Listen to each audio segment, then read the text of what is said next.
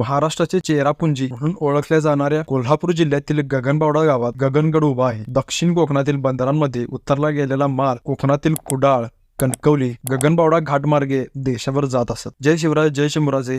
कोल्हापूर जिल्ह्याला लाभलेले दुर्ग वैभव या सिरीज मधील दुर्ग क्रमांक 6 गगनगड. गगनगड उभारीचे सगळे श्रेय शिल्हार शाखेतील अखेरचा राजा दुसरा भोज याच्याकडे जाते. राजा भोज याने इसवी सन 1175 ते 1209 पर्यंत राज्य केले. पन्हाळा ही त्याची राजधानी होती. कोल्हापूर परिसरात त्यांनी 15 गडकोट बांधले. सिंधन यादवने 1209 मध्ये शिल्हार राजा भोज याचा पराभव केल्यावर गगनगड त्यांच्या ताब्यात गेला. इसवी सन 1310 मध्ये देवगिरीचा पाडाव झाल्यावर गड दिल्लीच्या आधिपत्याखाली आला. बहमानी राजाच्या फाळणीनंतर गगनगड आदिलशाहच्या ताब्यात आला. इसवी सन 1658 मध्ये छत्रपती शिवरायांनी गगनगड किल्ला जिंकला. 19व्या शतकात गगनगिरी महाराजांच्या वास्तव्यामुळे गगनगड उदयास आला. गगनगिरी महाराजांच्या मठामुळे आजही गडावर लोकांचा राबता आहे. गडावर आपल्याला बाले किल्ला, विठ्ठलाई देवीचे मंदिर, म्हसोबाचे मंदिर, गगनगिरी महाराजांचा मठ, ध्यान मंदिर आणि शंकराचे मंदिर इत्यादी ऐतिहासिक वास्तू आपल्याला पाहायला मिळतात. कोल्हापूर जिल्ह्यातील इतर गडकोटांची माहिती पाहण्यासाठी पराक्रम स्वराज्याला फॉलो करायला विसरू नका.